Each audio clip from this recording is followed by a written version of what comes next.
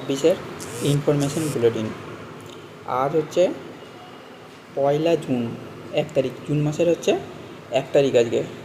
তো পরীক্ষাটা হবে হচ্ছে 6 তারিখে, আর যদি বেশি সংখ্যক ক্যান্ডিডেট পরীক্ষা দেয় তাহলে 5 তারিখে অনুষ্ঠিত হতে পারে, সেটা এই ইনফরমেশনে বলা আছে। কিন্তু এই ইনফরমেশনগুলো দেওয়ার জন্য আমার এই ভিডিওটা করা নয়। এইখানে আমার উদ্দেশ্যটা হচ্ছে, এখানে দেখুন সিলেবাসটা দেখার জন্য। এই যে সিলেবাস, এখানে 5টা সাবজেক্ট থাকে। আপনারা আশা করি আগেই এইটা সম্পর্কে অবগত আছেন। দেখুন, পেপার 1 to 5 প্রাইমারি স্টেজে চাইল্ড ডেভেলপমেন্ট অ্যান্ড পেডাগজি একটা সাবজেক্টের এটা সম্পূর্ণটা সিলেবাস। এইটা হচ্ছে সিলেবাস।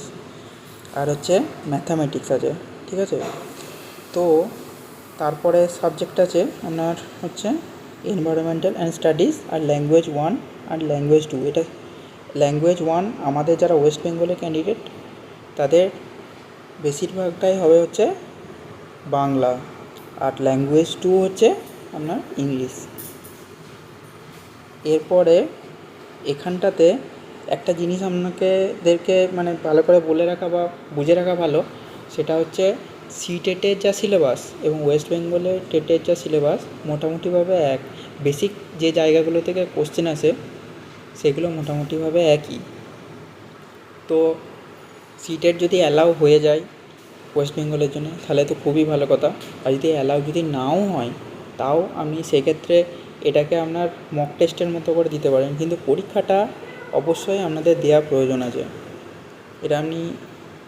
এটা আপনাদের অ্যাকচুয়ালি পরীক্ষার আগে আপনার কেমন প্রিপারেশন হয়েছে সেটা আপনার বোঝা যাবে।